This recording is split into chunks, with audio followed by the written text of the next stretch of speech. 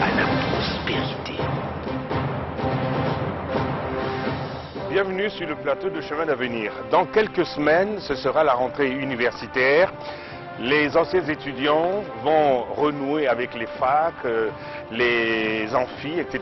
Tandis que les nouveaux bacheliers, nouveaux étudiants, eux, vont couper avec le lycée pour embrasser les études supérieures. Et leur première destination, c'est l'université Marien Ngouabi, la première, la seule et unique université publique du Congo. Comment se présente-t-elle aujourd'hui? Notre émission sera un gros plan sur ce qu'on appelle notre alma mater. Ensuite, nous ferons un bilan du fameux système LMD, licence, master, doctorat, qui est en vigueur à l'université depuis 2008. Comment fonctionne-t-il? La réponse dans cette émission. Enfin, nous ferons le point sur les travaux de modernisation en cours à l'université, avec notamment 2 grands amphithéâtres aussi grands que le palais des congrès. Vous allez les voir, ils sont immenses. Alors, pour parler de l'université Marien Ngouabi, notre interlocuteur d'aujourd'hui n'est autre que le recteur, M. Armand Moïkwa, qui sera avec nous dans quelques instants. Mais avant tout, et comme d'habitude, voici le reportage intro de qui? De Niafuna Mbungu, bien sûr. Et on se retrouve tout de suite après.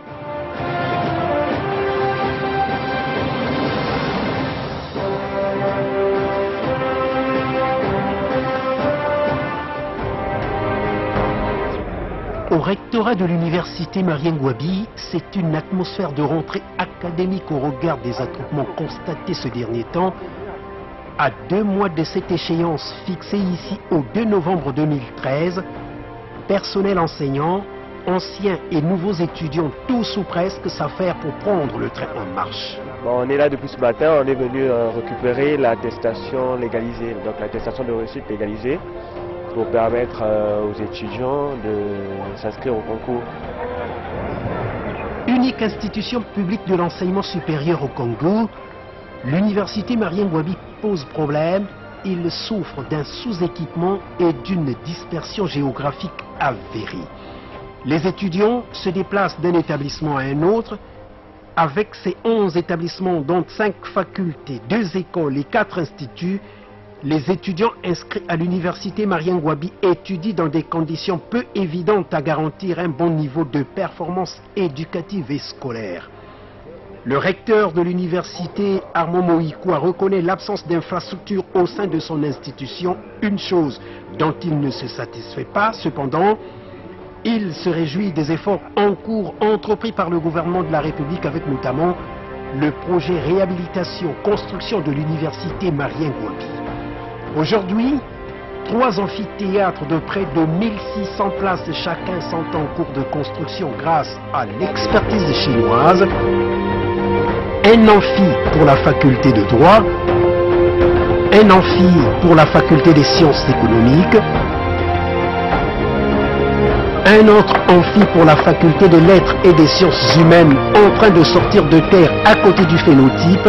Tout ceci pour résorber de manière significative le récurrent problème de places assises. À côté de ces travaux en cours se trouve la grande bibliothèque universitaire. Point de convergence des bibliothèques des facultés, instituts et écoles de notre alma mater, la grande bibliothèque universitaire est une structure de documentation, d'information et de formation au service des étudiants, des enseignants et des chercheurs. L'université Marien Ngouabi est administrée à ce jour par le professeur Armand Moïkwa depuis décembre 2009, spécialiste en chirurgie générale et orthopédique, président de la Société congolaise de chirurgie depuis 2005 et président en exercice de la conférence des recteurs des universités francophones d'Afrique et de l'océan Indien. Ce passionné de chirurgie orthopédique tire satisfaction du passage de l'université Marien Ngouabi dans le système LMD, licence, master et doctorat. Le chemin de l'espérance à la prospérité.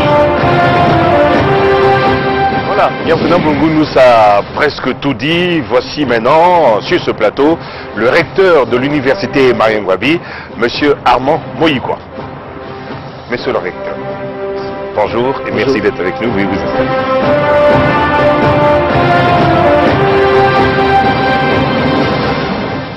Professeur Moïkwa, je me permets de compléter cette bio-express proposée par Miafuna Mbongo pour dire que vous avez dirigé le collège des médecins chargé d'examiner les candidats à l'élection présidentielle.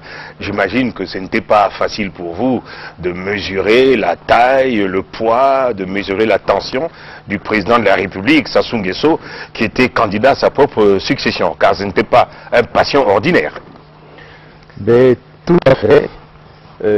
C'était une épreuve particulièrement stressante, mais nous l'avons vécue avec beaucoup de joie, puisque nous l'avons faite avec beaucoup de professionnalisme et beaucoup d'équité.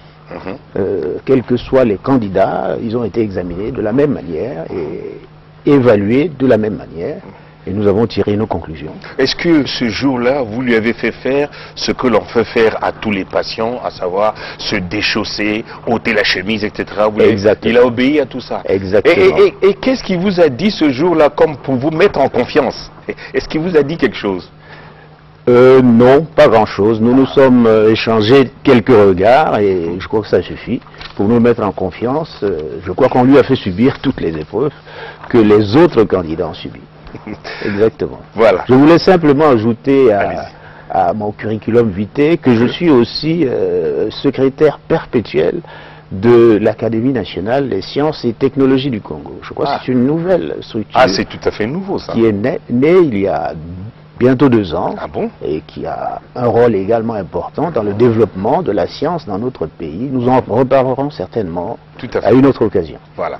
Alors, Monsieur Moïkwa, s'il vous était demandé de rappeler la petite histoire de l'université Marien Ngouabi, que diriez-vous? Si mes informations sont exactes, je crois que ça va que c'était un institut à l'époque, etc. Bon, allez-y.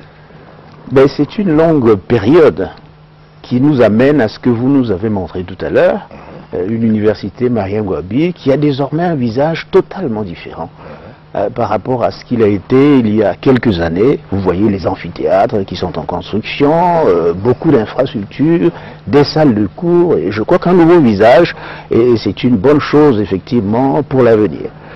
Pour revenir un petit peu à notre origine, c'est une longue histoire qui nous mène de 58 à aujourd'hui. Bon, en 58-59, c'était un peu les embryons de l'université Marien Ngouabi. Il y a eu l'Institut d'études supérieures, puis en 59, le Centre d'études administratives et techniques supérieures. Et ce n'est qu'en 61 que, dans le cadre de la convention entre la France et les États de l'Afrique centrale, il y a eu la création de la FESAC, Fondation de l'enseignement supérieur en Afrique centrale, qui regroupait donc les 4 États de l'Afrique centrale, le Congo, le Gabon, le Centrafrique et bien sûr le Tchad. Voilà, donc ça fait 4 pays. Et dans le cas de cette FESAC, il y a eu quelques établissements qui étaient basés à Brazzaville, la plupart d'ailleurs, lettres, sciences humaines et puis droit, ainsi que l'école normale supérieure d'Afrique centrale. Et à Bangui, il y avait l'école agronomique, l'école zootechnique au Tchad, et enfin au Gabon, c'était l'école polytechnique. Donc il y avait quand même 4 établissements en 61. Donc ça continue à fonctionner jusqu'en 71. Vous savez, après les indépendances, chaque État a voulu construire sa propre université, ce qui a amené justement chaque État à revendiquer sa souveraineté en ce qui concerne la formation des cadres supérieurs. Et effectivement, les universités se sont créées. Et c'est l'éclatement de la FESAC qu'il a fallu, donc, pour nous, créer l'université de Brazzaville. Donc, avec les 4 établissements, à savoir le droit, lettres et sciences humaines, l'école normale supérieure, et bien sûr les sciences. Et chez nous, c'était le CESB, je crois, non? Oui, il y a eu le CSB. Voilà. Le CSB, voilà.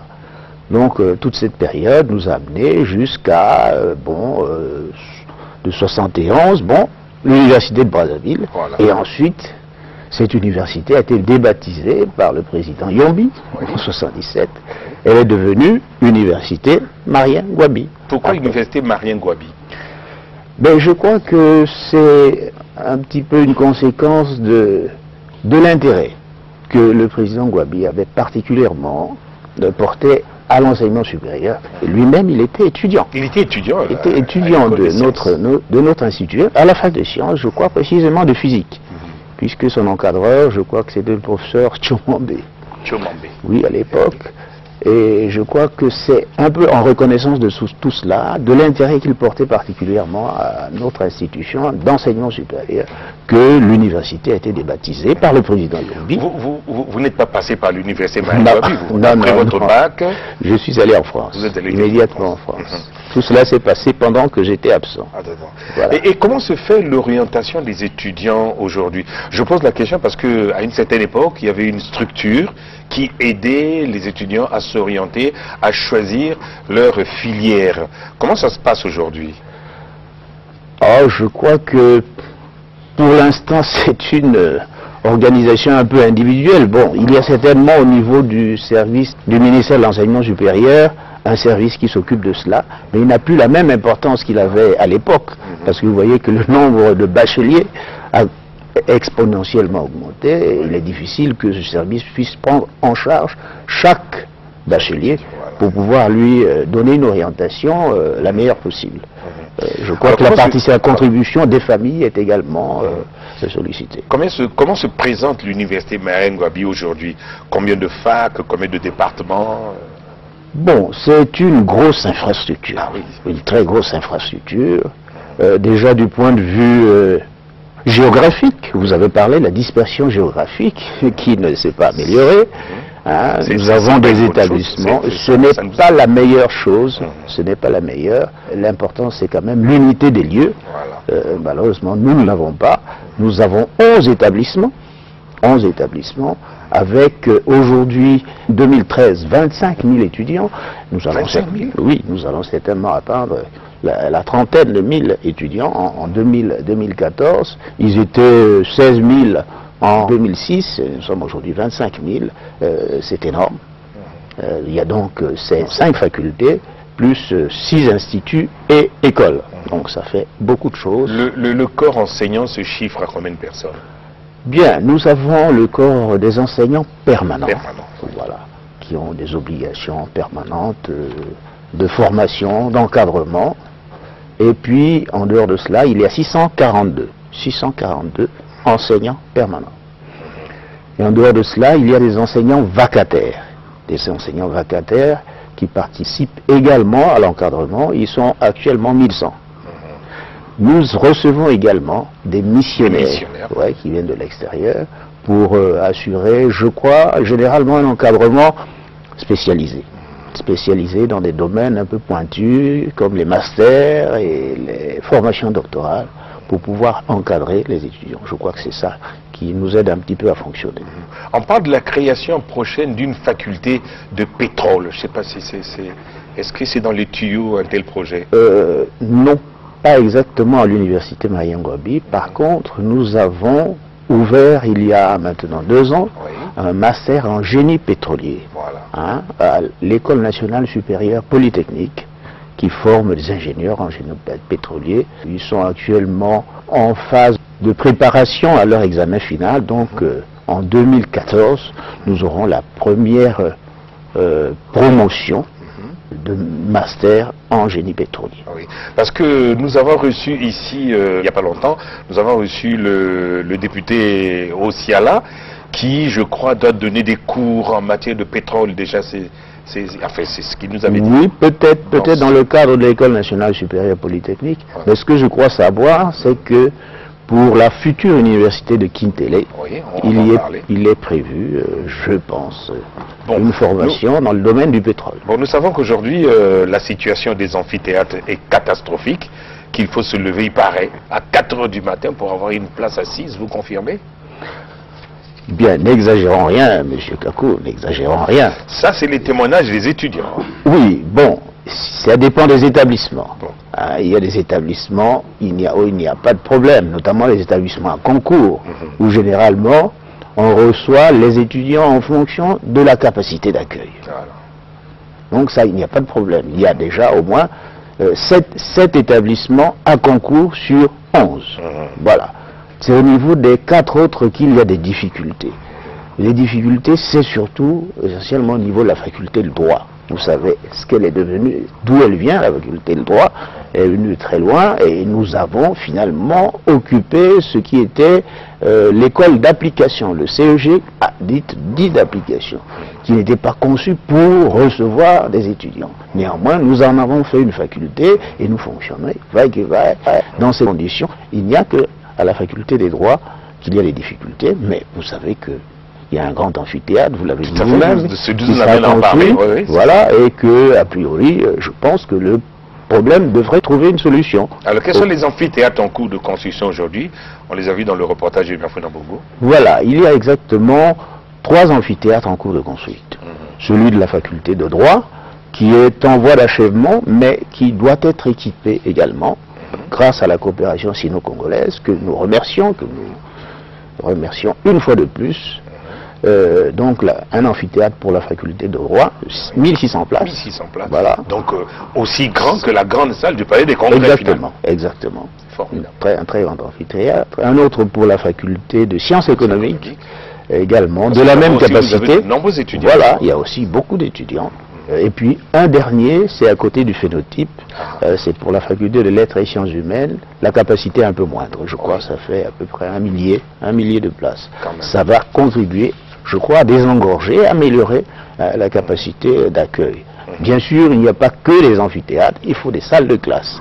Alors, ces salles de classe sont en cours de construction également. Il y a des salles de classe aussi. En plus, des salles de cours, parce qu'avec le système LND, il faut beaucoup de salles de cours pour pouvoir abriter tous les parcours. Et il y en a plusieurs dans le système LND. Donc je crois que la capacité n'est pas encore suffisante, c'est vrai, mais elle va s'améliorer. Elle va s'améliorer, surtout avec la perspective de la deuxième université de notre pays, publique de notre pays. Nous allons parler. Alors, parlons maintenant de ce que vous appelez la grande bibliothèque universitaire, inaugurée début mars par les présidents de Sassou Nguesso et Xi Jinping. Est-ce qu'elle est déjà opérationnelle, cette bibliothèque? Bon, je dois d'abord dire que c'est un bijou. Un bijou pour notre pays, pour les chercheurs, pour les étudiants, qui n'existe pas dans la sous-région. Ah bon? Dans la sous-région, c'est la seule universitaire de ce niveau.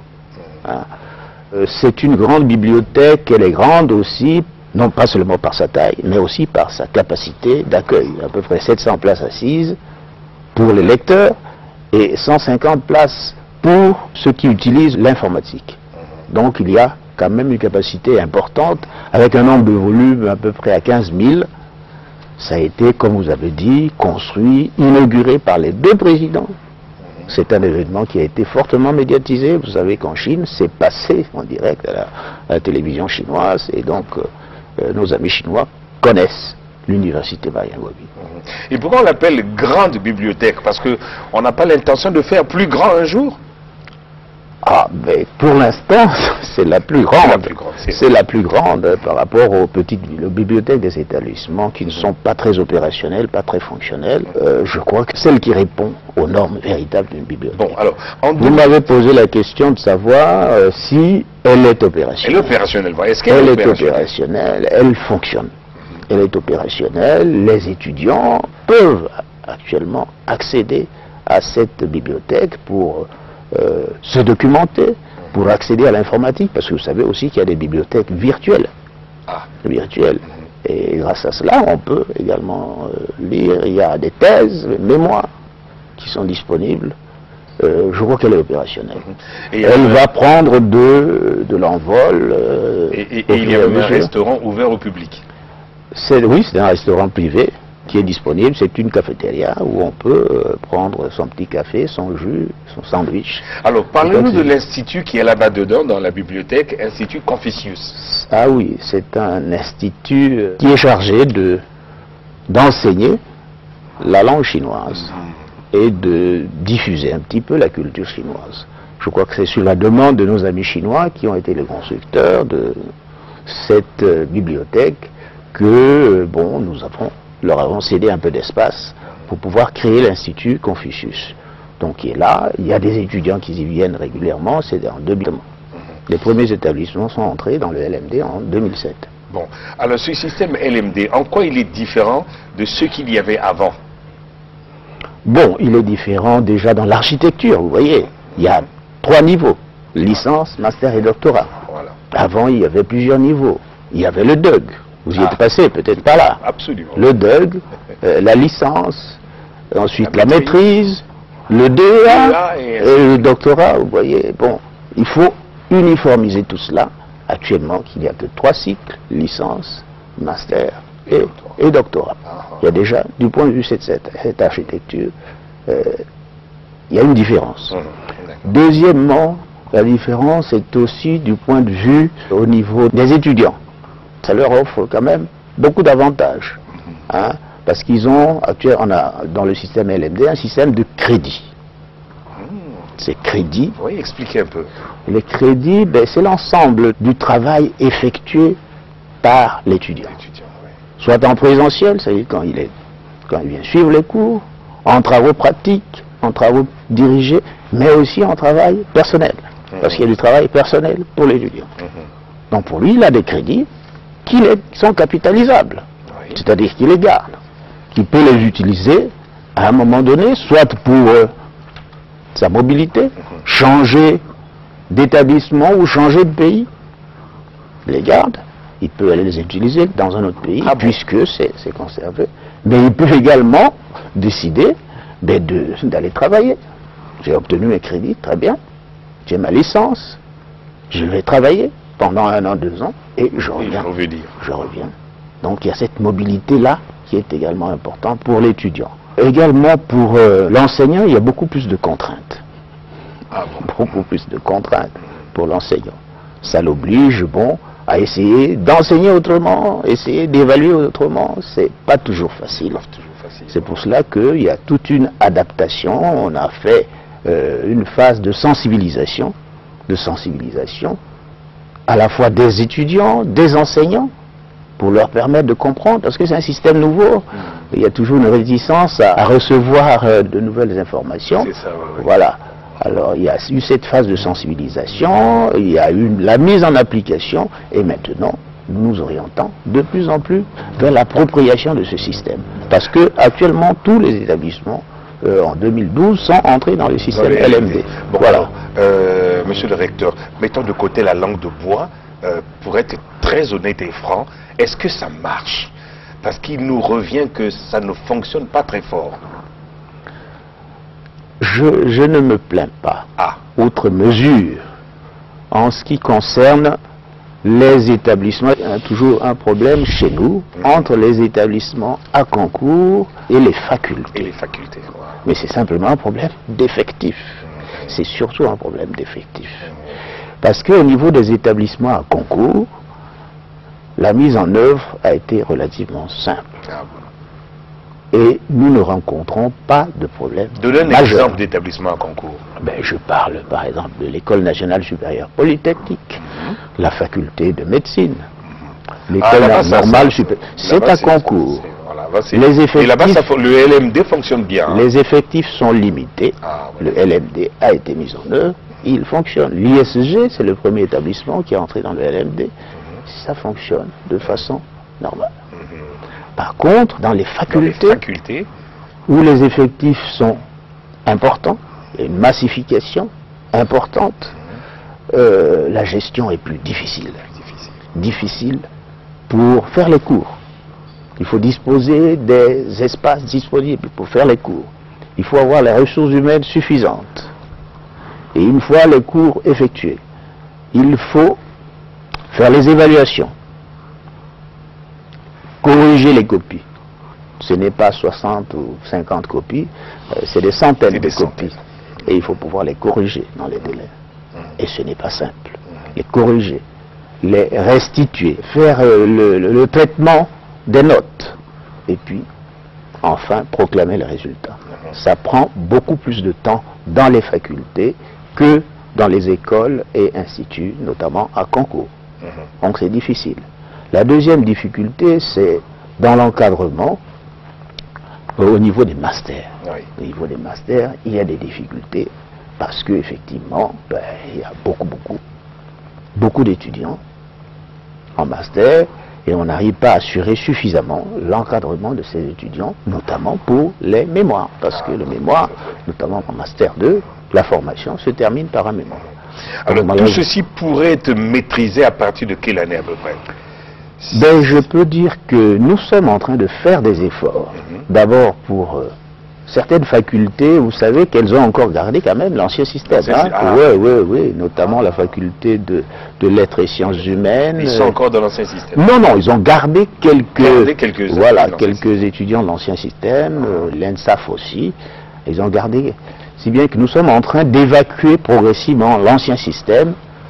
Pour ce qui concerne le nouveau système, et nous sommes en train de prendre des dispositions pour que tout cela s'améliore, au moins que nous puissions désengorger les masters au niveau de la faculté de sciences économiques et au niveau de la faculté de droit. C'est vraiment la difficulté. Les effectifs sont très importants, les ressources humaines sont souvent insuffisantes. Vous savez que par exemple, à la faculté de droit, il n'y a que 2 enseignants de rang magistral. 2 enseignants. Or, pour faire passer un mémoire, il faut nécessairement un enseignant de rang magistral. Heureusement que nous avons la coopération avec les universités étrangères grâce aux missionnaires. Nous allons parler. La faculté de sciences économiques a également 2 enseignants. Vous voyez que c'est très insuffisant. Mais notre avenir sera dans la sélection à l'entrée en master. Parce que dans toutes les universités du monde, on dit qu'il y a une sélection pour l'entrée en master. C'est pas normal qu'il y ait autant d'étudiants en master, presque autant en master que dans les licences. Vous voyez, c'est pas normal. C'est une pyramide qui n'est pas normale. Une pyramide, elle s'étiole vers le haut. Tout à fait, oui. Alors là, elle n'est pas tout à fait dans les normes. Si bien qu'il faut normaliser tout cela.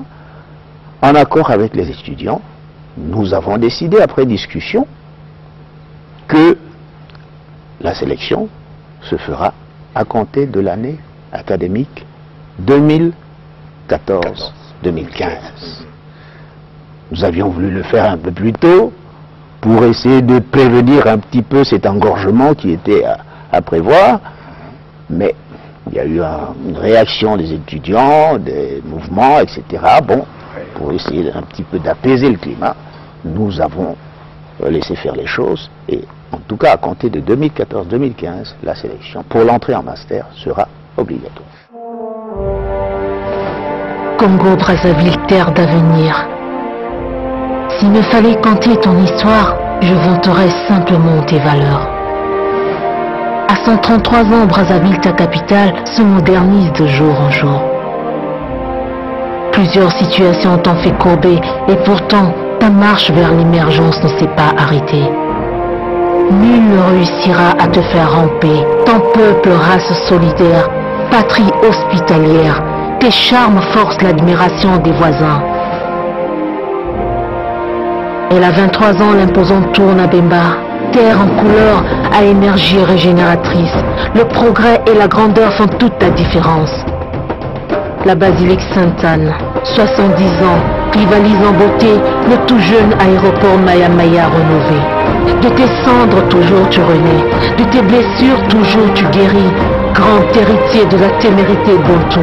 Mon Congo toujours nouveau, revêt ta plus belle parure, sors dans les rues d'Afrique, clame ta foi à qui veut l'entendre, danse au rythme de tes tam-tams.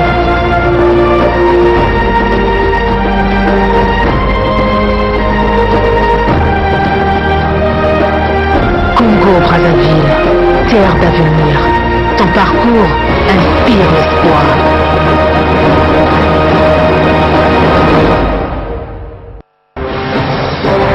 Chemin d'avenir. Pour tout contact, écrivez-nous sur chemin.avenir2011@yahoo.com. Le chemin d'avenir. Votre magazine sociopolitique de l'espérance à la prospérité. Parlons maintenant de la conférence africaine et malgache de l'enseignement supérieur. CAMES, c'est ça, non? Le CAMES, oui. C'est le CAMES. Le CAMES, oui. Enfin, c'est pas conférence?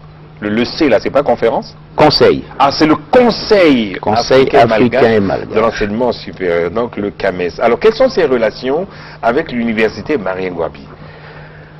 Ben, nous sommes membres du CAMES. à travers notre pays qui a signé la convention créant le CAMES. Voilà. Nous sommes un des membres fondateurs, nous sommes également aussi un des membres éminents du CAMES à travers notre participation à tous les programmes du CAMES. Nous participons à tous les programmes du CAMES. Et nous sommes même au niveau de l'université Marien Ngouabi dans plusieurs instances du CAMES.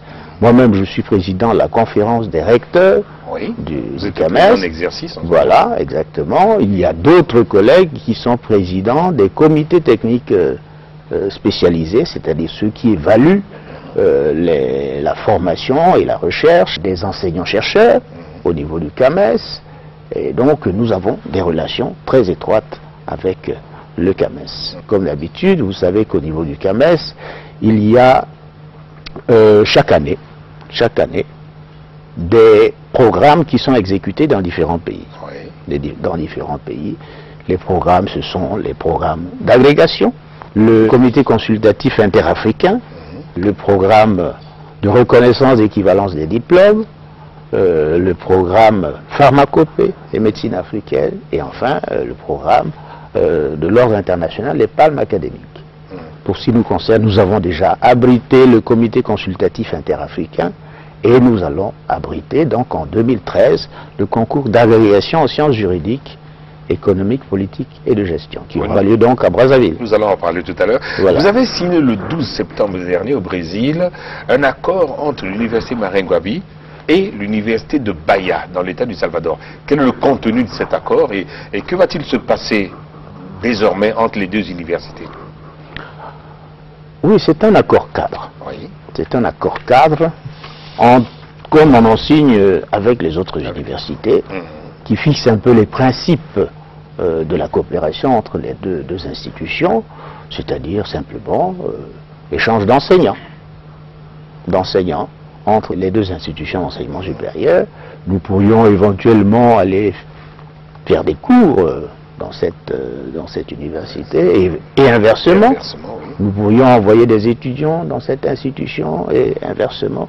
Mais il y a surtout une coopération scientifique entre les chercheurs des deux institutions. Donc c'est pour ça qu'on a intitulé un accord de coopération scientifique et pédagogique. Voilà, entre les deux institutions. Mais en dehors de cela, il y a quand même des domaines spécifiques qui seront accompagnés d'un avenant pour faire en sorte que certains établissements, nous avons ciblé en particulier la faculté de lettres et sciences humaines, pour ce qui nous concerne, parce que Bahia, c'est quand même une région un peu particulière, Salvador de Bahia. C'est la première capitale du Brésil. Et deuxièmement, c'est le lieu où sont arrivés la plupart des esclaves, en provenance de l'Afrique, et en particulier de l'Afrique centrale, dans la zone Bantou. Et il paraît que là-bas, les gens ont gardé à peu près les mêmes habitudes que nous ici. Ils ont gardé les mêmes habitudes, puisque c'est un peu la même végétation, c'est la même population, ils sont comme vous et moi. Et ils consomment un peu les mêmes choses que nous, sauf que leur manioc n'est pas comme le nôtre. Et ils parlent la langue Kikongo. Ah bon? Mais le Kikongo des années 1800. Des années 1800. Ces années-là. Donc nous avons de fortes relations avec eux. Je crois que les historiens, les anthropologues sont particulièrement sollicités pour essayer de faire des études là-dessus.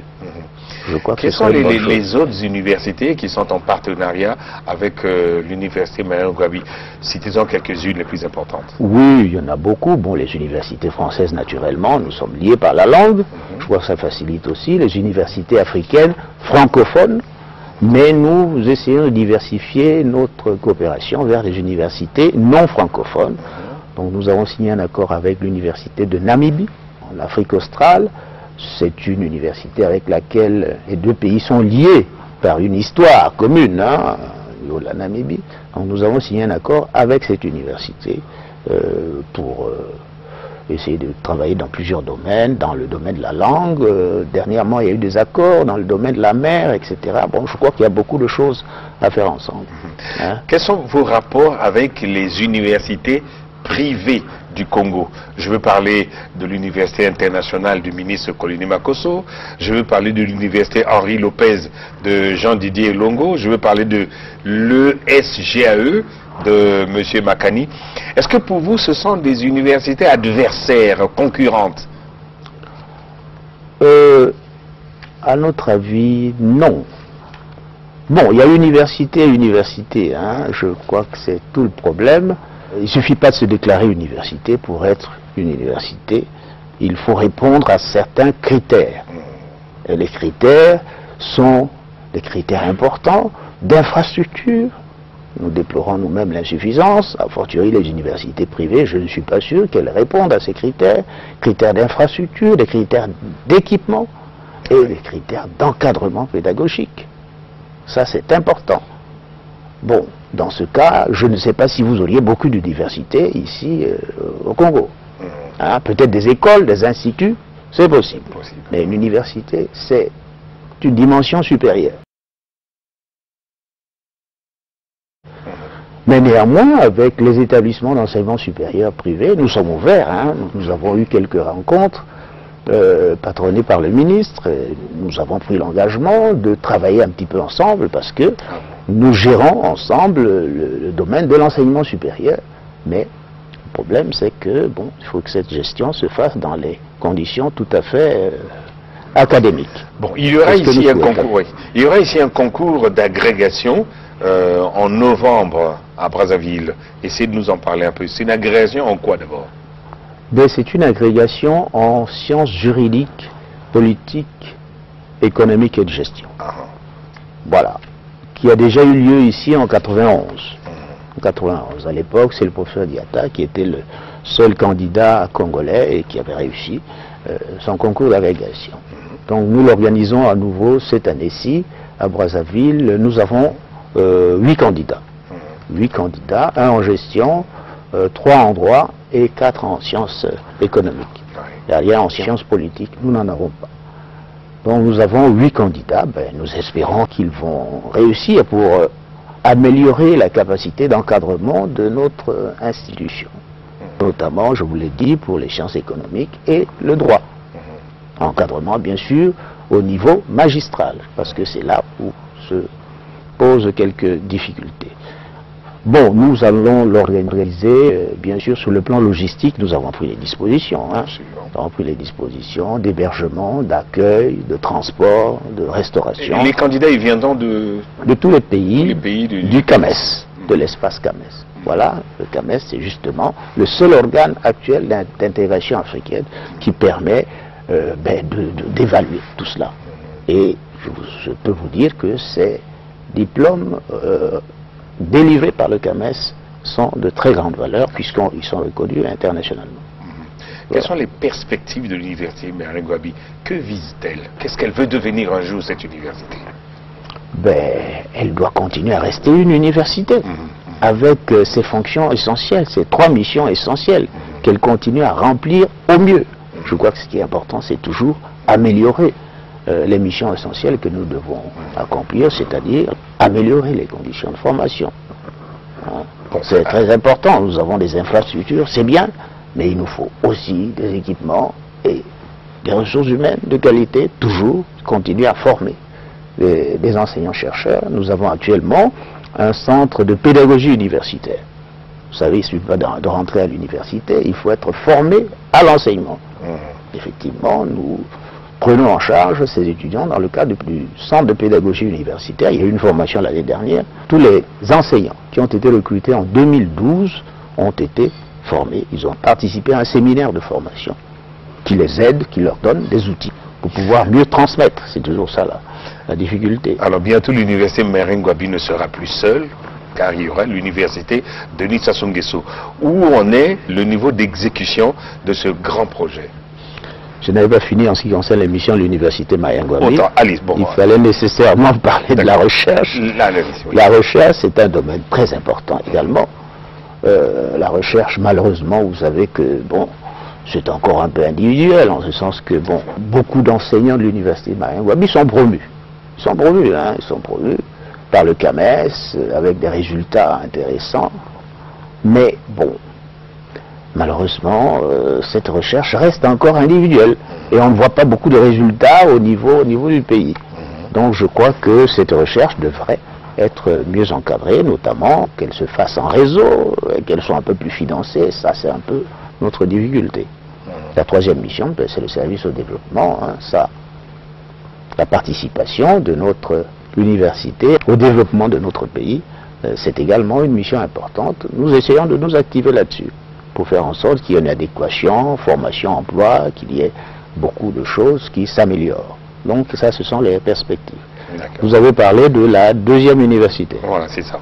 La deuxième université qui est appelée, vous savez, l'université Denis Sassou Nguesso de Kintélé, elle est en cours de construction, me semble. Hein. En cours de construction où les travaux auraient débuté, me semble. Mais peu importe, je crois que c'est une institution d'enseignement supérieur qui va apporter un plus à l'université Marien Ngouabi, en ce sens qu'elle va au moins contribuer à désengorger l'université Marien Ngouabi, notamment au niveau des facultés. Voilà. Parce que je crois savoir qu'à l'université de Kintélé, il y aura une faculté des sciences. Nous avons actuellement 3000 étudiants en sciences. Donc si chacun peut prendre la moitié, ce serait déjà bien. 5700 étudiants en lettres et sciences humaines. Il y aura aussi une faculté de lettres à Kintélé. Je crois que ce serait une bonne chose aussi. Le droit, c'est un peu la même chose. Alors, il n'y a que la médecine qui n'existe pas à l'université de Kintélé. Ah, c'est pas prévu. Il n'y a pas de faculté de médecine. Et je crois que là... Pourquoi il n'y aura pas une faculté de médecine là-bas? Ben, je ne sais pas exactement. Je crois que c'est une question de capacité aussi d'accueil. Hein. Actuellement, la faculté de médecine forme à peu près entre 30 et 35. Bon, il faut que le pays soit en mesure de résorber les 30 et 35 médecins. Hein. Je crois que pour l'instant, il n'y a que la faculté de médecine. Donc, à terme, les étudiants congolais auront le choix entre l'université Marien Ngouabi et l'université Denis Sassou Nguesso.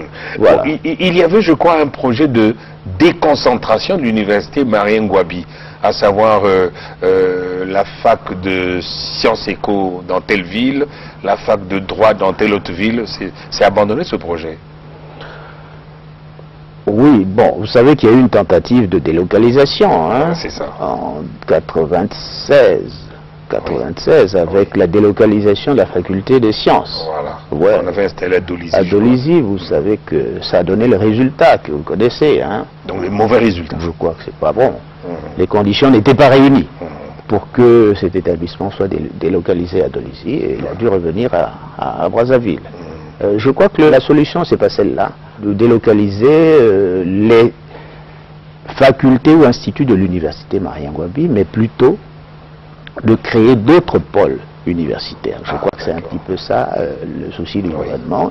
Il faut créer un pôle à Pointe-Noire, qui n'a pas encore d'université publique que je sache. Certainement dans le nord du pays, à Ouesso, pourquoi pas.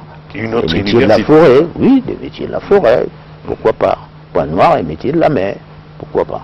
Je crois que la solution, ce serait celle-là, plutôt que de délocaliser. Avec la création de l'université de Kintélé, ce serait déjà une occasion de désengorger l'université. Bon, Armand Moïkoa, je n'oublie pas qu'en plus de vos fonctions de recteur, vous êtes en même temps chef de service orthopédie, traumatologie au CHU. D'abord, expliquez-nous ces deux mots avant de passer à la suite. Orthopédie, traumatologie, oui, bon, c'est une spécialité de la médecine qui traite chirurgicalement de toutes les maladies traumatiques et non traumatiques des os et des articulations. Cela veut dire que, bon, tous les traumatismes par accident de la circulation, toutes les fractures, les luxations, toutes les conséquences traumatiques sont prises en charge à mon service. Et bien sûr, toutes les lésions non traumatiques, infections, les arthroses, etc. sont prises. Je suppose que vous avez été largement sollicité à la suite du drame du 4 mars à Mpila. Ah oui, monsieur Kakou, je peux vous dire que j'ai passé une nuit blanche à l'hôpital pour essayer de prendre en charge les blessés, mais dans des conditions extrêmement difficiles. Je crois que le président lui-même est venu voir, et il y a un afflux énorme de blessés que je n'ai jamais vu. Ah bon? Oui, c'était particulièrement impressionnant. Mais néanmoins, nous avons fait avec nos moyens et nous avons bénéficié bien sûr aussi de l'appui des amis extérieurs qui nous sont venus à notre secours. Je crois que ça a contribué à assainir un petit peu la situation. Voilà. Est-ce que les blessés, ceux qui ont eu des traumatismes au cours de ce drame continuent d'être traités chez vous? Bien, mais on ne nous a pas sollicité pour les prendre en charge. Et j'ai appris dernièrement qu'ils ont été tous traités au Maroc. Je crois que c'est certainement sur leur demande. Hein. Vous savez, on respecte souvent la volonté des malades. Hein. Certainement qu'ils ont demandé à être traités ailleurs et ils ont été tous traités au Maroc. Alors comment arrivez-vous à concilier l'université et le CHU? Est-ce qu'avec ces deux fonctions, vous arrivez quand même à avoir de temps en temps une petite vie de famille? Ben, j'y arrive, M. Gakou. C'est une gymnastique assez difficile. Il faut essayer de gérer le temps, ce qui n'est pas simple. Gérer le temps. Essayer de trouver un temps pour chaque activité. Bien sûr, pour moi, en donnant la priorité à l'université, où je passe quand même le maximum de mon temps. Mais soyez rassurés, j'opère chaque fois que possible. Je fais des consultations. J'ai une vie de famille. Je visite mes malades régulièrement et j'ai une vie de famille. Heureusement. Alors, quel conseil pouvez-vous donner aux nouveaux bacheliers qui quittent le lycée pour l'université? C'est deux mondes différents.